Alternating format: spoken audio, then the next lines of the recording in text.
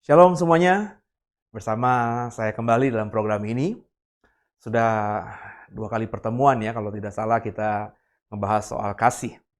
Dan hari ini kita coba mau belajar mendeskripsikan kasih itu yang menurut Alkitab itu apa. Sebab saya bilang kasih itu universal, bahasa yang universal. Ya, semua orang bisa mendeskripsikannya. Mereka punya teori mereka masing-masing. Setiap agama juga mengajarkan hal ini kan. Mana ada agama yang tidak mengajarkan kasih itu. Cuma tentu ya meskipun banyak teori di luaran sana, sebagai orang Kristen kita harus merujuk pada Alkitab kita, back to the Bible ya. Jadi ukuran kita adalah firman Tuhan, Alkitab itu sendiri.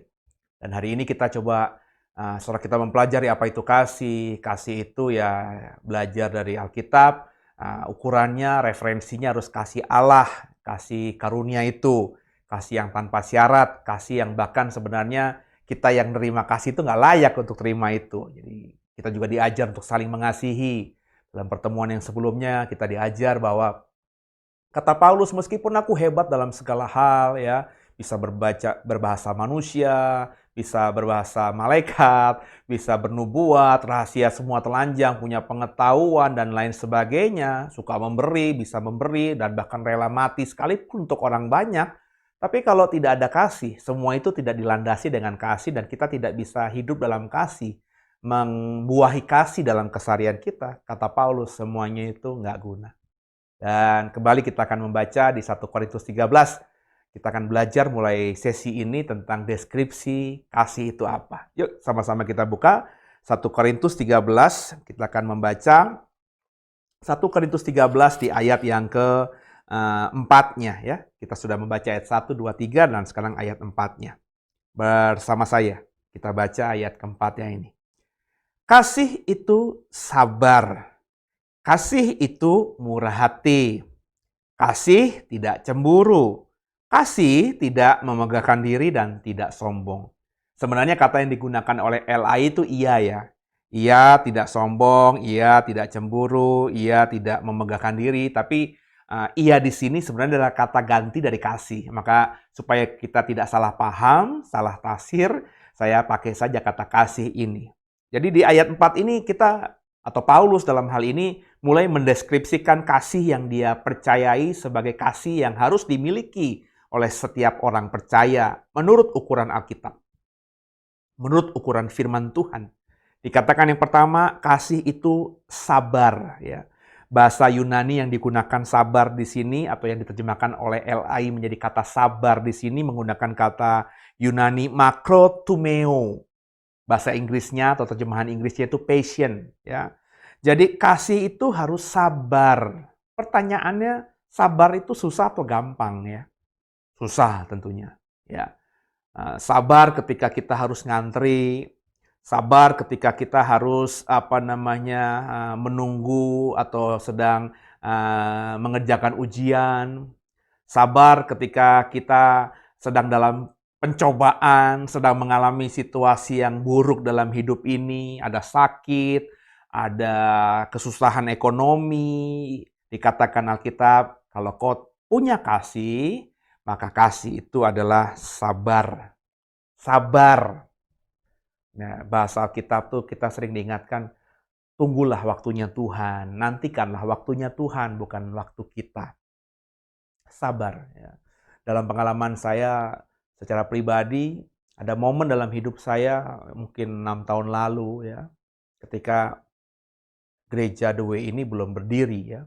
Saya tadinya ada di gereja yang cukup besar, jadi pengkhotbah di sana, yang sudah terjadwal teratur ya. Secara ekonomi kami sudah cukup mapan dan saya memang serius fokus melayani Tuhan. Bukan uang ukurannya saya di sana, tapi saya melayani Tuhan sungguh. Ya bagi saya melayani Tuhan sungguh terus hidup dari pekerjaan seperti itu sah-sah saja ya.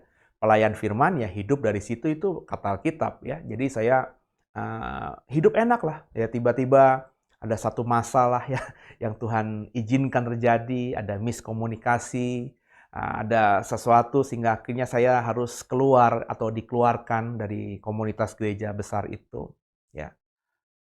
Dari punya ritme, jadwal khotbah yang cukup padat, dari punya kehidupan yang baik secara ekonomi, dari punya komunitas juga ya, karena kalau melayani di gereja besar, di banyak cabang, tentu banyak orang yang kita kenal ya, tiba-tiba putus begitu. Ada momen saya dengan istri, kami berdua sebenarnya bingung mau kemana.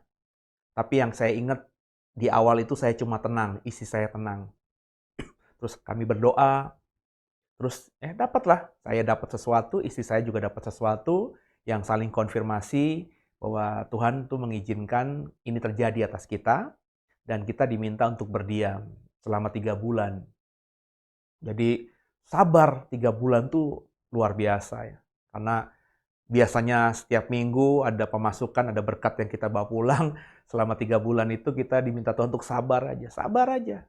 Jangan kemana-mana, udah berdoa aja. Jadi hari Minggu biasanya saya pagi keluar, pulang malam. Selama beberapa saat di 3 bulan itu saya hanya khotbah di rumah saja, yang dengerin istri saya, anak saya, mertua saya gitu ya. Jadi nggak ada siapa-siapa saudara ya, hanya seperti itulah ya. Tapi yang luar biasa ketika kita belajar sabar, saya belajar sabar pada momen itu, Tuhan pelihara. Ya, saya ingat cerita Elia saja dikirimkan gagak yang membawakan roti. Ya, saya juga mengalami hal itu. Tanpa keluar pelayanan, tanpa berdiri di mimbar, tiba-tiba ada orang, ada hamba Tuhan yang saya percaya diminta Tuhan atau disuruh Tuhan untuk mengirimkan berkat kepada kami. Disuruh Tuhan bersabar 3 bulan, kami dapat sesuatu yang bisa kami pakai untuk menghidupi hidup kami dan keluarga selama 3 bulan. Sabar. Nah, saya nggak tahu pergumulan saudara hari ini apa, tapi belajarlah sabar. Ya, sabar menantikan waktunya Tuhan. Sabar menunggu Tuhan untuk bekerja dalam kita. Yang berikutnya dikatakan tadi, kasih itu murah hati. Murah hati itu esensinya berarti esensi dari kasih itu murah hati. Murah hati di sini kalau kita melihat bahasa Yunaninya yang kemudian diterjemahkan oleh bahasa Inggris itu menggunakan kata Inggris be kind ya, yang artinya baik-baik. Jadi murah hati itu bukan dalam perspektif bahasa Indonesia. Kalau kita ditanya jadi murah hati dong gitu ya, maksudnya itu ya sering memberilah, bukan itu ya. Kasih itu sebenarnya terjemahan yang paling tepatnya itu be kind. Jadilah orang yang baik-baik ya. Be kind with everybody. Jadilah orang yang baik-baik dengan semua orang, baik-baik dengan lingkungan, baik-baik menjaga diri, baik-baik menjaga attitude dan lain sebagainya. Jangan punya musuh gitu ya. Karena ada banyak punya 100 kata orang ya, punya 100 sahabat itu terlalu sedikit, punya 1 musuh itu sudah terlalu banyak gitu ya. Itu yang dimaksudkan dengan murah hati itu. Jadi murah hati itu bukannya bicara mengenai, dalam konteks ayat ini ya, bukan bicara mengenai sering kasih duit, 1.000, 2.000, 100.000, 200.000, 1 juta sekalipun, bukan itu.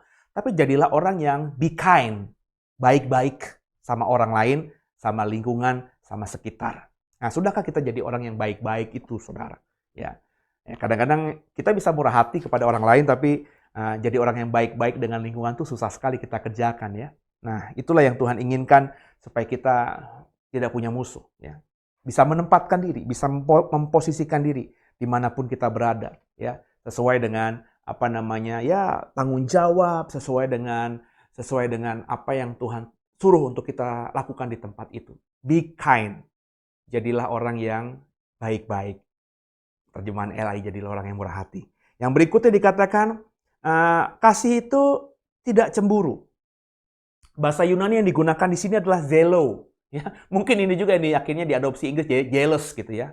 Tapi zelo di sini ya, atau yang diterjemahkan LI menjadi cemburu di sini sebenarnya bukan cemburunya, tapi terbakar oleh cemburu. Jadi api emosi yang terekspresi gara-gara cemburu. Kalau cemburunya bagi saya sih nggak masalah ya. Sebab ada orang bijak berkata kalau kita mencintai seseorang maka ekspresi dari cinta itu kadang-kadang kita cemburu. Ketika orang yang kita cintai dekat sama orang lain, ketika kita punya sahabat tiba-tiba dia dekat dengan orang lain. Cemburu sebatas itu bagi saya sih sah-sah saja. Itu tanda saudara memiliki orang tersebut, ingin memiliki orang tersebut, ya tidak tidak ingin lepas dari orang tersebut. Tapi yang tidak baik dari cemburu itu adalah efek sampingnya ketika kita tidak bisa mengelolanya, tidak bisa manage-nya. Jadi ada orang yang misalnya cemburu karena kekasihnya misalnya dekat dengan laki-laki lain, maka si laki-laki ini karena cemburu, pacarnya dideketin laki-laki lain ya, dia ambil gelas, banting gelas ya, nabrakin orang dengan motor dia, mobilnya dia, maki-maki orang. Nah, itu yang nggak boleh, Saudara. Jadi kasih itu tidak cemburu di sini maksudnya itu. Janganlah kita menjadi orang yang cemburu buta, ya. Sehingga efek negatif dari cemburu itu justru yang kelihatan dalam diri kita. Mestinya kita cemburu karena kita sayang sama dia, kita cinta sama dia, kita nggak mau membagi cinta kita dengan yang lain, tapi gara-gara itu malah efek negatifnya yang sering muncul. Bukankah itu yang sering terjadi kan? Ya. Karena kita cemburu, akhirnya kita ngomongin orang jahat, ngomongin sesuatu yang nggak benar, ya. Terus kita melakukan hal-hal yang kontraproduktif, begitu saudara. Ya. Jadi belajar di hari ini tentang kasih itu tidak cemburu. Tidak cemburu di sini maksudnya zelo, ya. Itu apa? Yaitu perbuatan-perbuatan negatif yang diakibatkan dari rasa cemburu. Jadi rasa cemburunya sih is okay kalau bagi saya. Tapi efek samping negatif yang kalau tidak kita bisa kelola dari cemburu itu yang nanti akan merusakkan dan itu bukan mencerminkan orang yang hidup dalam kasih. Berikutnya di ayat yang keempat ini dikatakan kasih tidak memegahkan diri, ya. Memegahkan diri, ya. Perperenomai, ya. Perperenomai ini, ya. Perpereumai ini itu dalam bahasa Inggrisnya parade itself. Jadi menjadi orang yang mengkarnavalkan diri, ya, mempertontonkan diri, membanggakan diri, memegahkan diri, ya. Nah, itu yang nggak boleh, saudara. Ya. Kita misalnya dapat promosi, terus kita jadi orang yang membanggakan diri, ya. Akhirnya efeknya merendahkan orang lain, menganggap diri kita yang paling hebat lah. Banyak kan seperti itu dalam kesaksian terutama, saudara.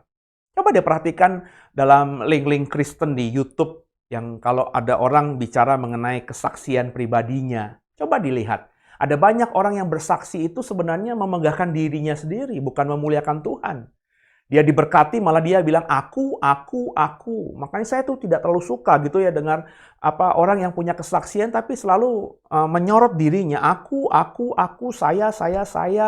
Ya, mestinya dalam kesaksian itu Tuhan yang dipermuliakan, Tuhan yang diagungkan. Ya, jadi belajarlah hari ini kalau kau ingin mempraktekkan kasih untuk tidak pernah lagi atau menjauhkan diri dari apa yang namanya membanggakan diri atau boast dalam bahasa Inggris, saudara ya. Janganlah jadi orang yang sering memegahkan diri. Yang berikutnya di ayat 4 dikatakan kasih tidak sombong. Ya. Fusio dalam bahasa Yunani, ya. Menyombongkan diri. Tapi saya lebih senang fusio ini diterjemahkan dengan arogan.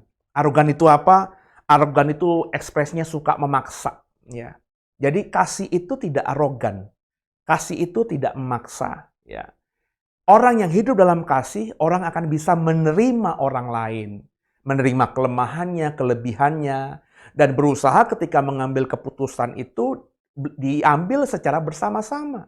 Lepas apapun dirimu, pemimpinkah, belajarlah untuk mengkoordinasikan, sehingga yang disampaikan nanti bukan hanya perintah dari atas ke bawah, tapi perintah atau keputusan bersama, yang disepakati bersama. Kalau kita pemimpin sudah punya ide, berikan kesempatan kepada bawahan kita. Ada nggak yang punya ide yang lebih baik daripada yang kita punya? Kalau mereka tidak punya, ya kita tawarkan apakah ini menjadi keputusan bersama. Tapi kalau mereka punya ide yang lebih baik, kenapa nggak kita kerjakan itu? Jadi kasih itu tidak arogan. Nah, hari ini kita belajar banyak soal kasih. Kita sudah mempelajari tentang apa itu kasih sebelumnya, dan mulai hari ini dan nanti beberapa episode ke depan, kita akan lebih mempelajari, mendeskripsikan kasih. Di ayat keempat, 1 Korintus 13 ini, kasih itu sabar. Sabar ya saudara ya. Orang yang penuh kasih, orang yang tinggal dalam Tuhan itu ciri khasnya sabar. Yang kemudian, kasih itu murah hati. Ingat, murah hati di sini sebenarnya bicara mengenai be kind. Orang yang penuh kasih ini orang yang berusaha untuk baik-baik. Baik-baik dengan sesama, baik-baik dengan lingkungan, orang yang tidak mau cari musuh. 100 sahabat itu terlalu sedikit, 1 musuh itu terlalu banyak. Ya, belajarlah untuk jadi orang yang bisa menempatkan diri dimanapun kau berada. Sehingga jadi sukacita, jadi damai sejahtera dimanapun kita ditempatkan Tuhan. Yang kemudian kasih itu tidak cemburu. Cemburu di sini sudah saya jelaskan bukan cemburunya, bukan rasa cemburunya, tapi efek dari cemburu yang kalau kita tidak kelola dengan bijak, akhirnya yang negatif yang muncul. Emosi lah, kata-kata sia-sia lah, maki-makian lah, mungkin perbuatan tangan memukul dan lain sebagainya. Itu yang tidak boleh kita lakukan. Makanya kasih itu adalah tidak cemburu, ya, tidak membuahi rasa cemburu itu dengan hal-hal yang sia-sia. Yang kemudian dikatakan yang keempat, di ayat yang keempat juga, di 1 Korintus 13 ini, kasih tidak memegahkan diri, tidak membanggakan diri. Kita mungkin pinter, tapi nggak usah membanggakan diri dong. Siapa kita? Kita pinter kan karena Tuhan. Kita mungkin kaya, tapi nggak usah dibanggakan itu semua. Meskipun kita kerja keras karena itu, ya untuk mendapatkan itu. Tapi kita kaya kan karena Tuhan. Yang kerja keras kan bukan cuma saudara. Yang hidupnya mati-matian kan bukan saudara. Yang kerja pagi pulang malam kan bukan cuma saudara. Tapi saudara kaya gitu. Yang lainnya enggak. Berarti kan kita harus tahu, kita harus paham bahwa ada garis tangan yang Tuhan sudah berikan kepada kita. Maka nggak usahlah membanggakan diri itu. Sehebat apapun kita, punyailah rasa di hati ini bahwa semua itu from above, dari atas, datangnya dari Tuhan. Dan yang terakhir dikatakan, kasih itu tidak sombong, tidak menyombongkan diri. Saya terjemahkan dengan bahasa saya yang paling pas menurut saya adalah kasih itu tidak arogan, tidak memaksakan pandangan kita kepada orang lain. Nah, kalau kita kerjakan tadi, maka paling tidak Bapak Ibu, satu langkah sudah Bapak Ibu kerjakan sebagai orang yang mau hidup dalam kasih. Ingat ya, hidup dalam kasih itu adalah orang-orang yang berasal dari Allah. Ya, nanti akan saya jelaskan di pertemuan-pertemuan berikutnya. Untuk hari ini, saya ingin mengatakan bahwa kasih itu adalah ekspresi kita untuk mencontoh, mengikuti Tuhan yang sudah lebih dahulu mengasihi kita. Maka belajarlah mulai hari ini. Kerjakan 1 Korintus 13 ayat 4 tadi. Coba direnungin lagi pelan-pelan nanti setelah dengan program ini. Coba bawa dalam doa.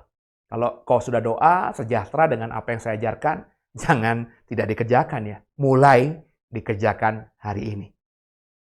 Tuhan Yesus memberkati. Sebelum kita tutup, kita dalam doa dulu.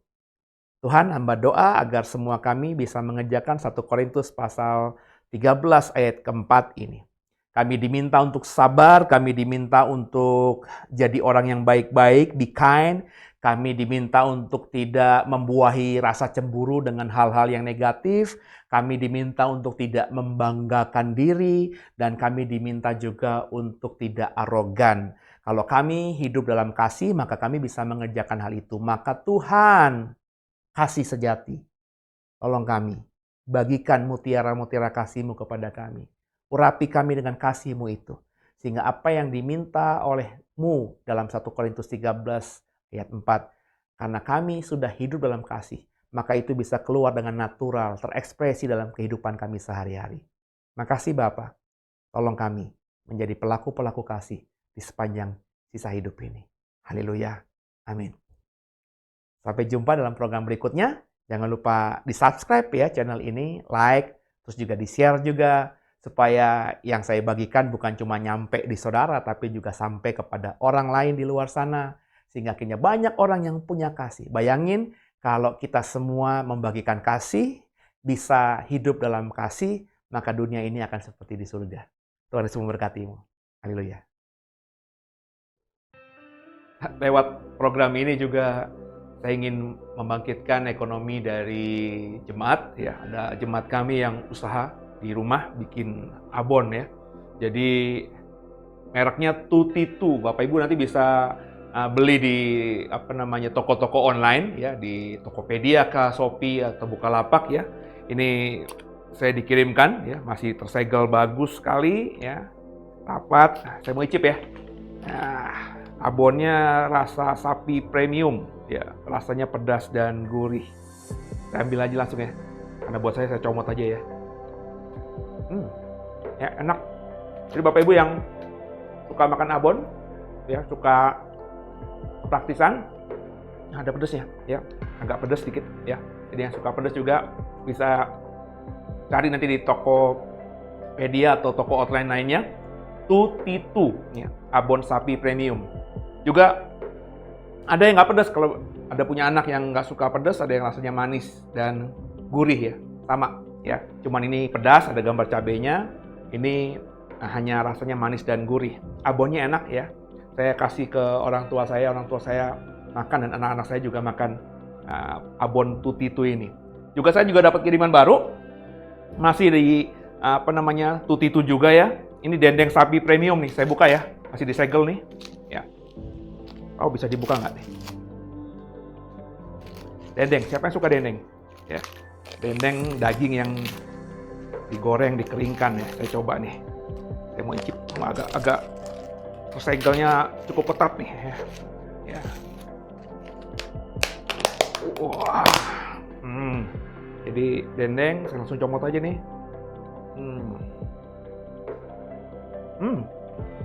Enak. Jadi Bapak Ibu yang suka dendeng, nggak usah jauh-jauh ya. Enak nih, saya rekomen milik jemaat kami, Tutitu ya, dendeng sapi premium. Pasti kalau beli nanti dipuaskan, makannya lebih enak, lebih sehat pula, dan juga memberkati dong. Jadi kita mau bangun pelayanan digital kami supaya makin jadi berkat, dan juga kami juga lewat pelayanan digital ini mau membuat jemaat juga yang punya usaha di rumah untuk juga bisa maju. Jadi yang mau di-endorse oleh kami bisa kirim makanannya, ada di kolom deskripsi nanti ya, bisa hubungi, nanti kita akan coba bantu untuk mengenalkan agar semuanya jadi berkat dan diberkati Tuhan. Yuk, Tutitu.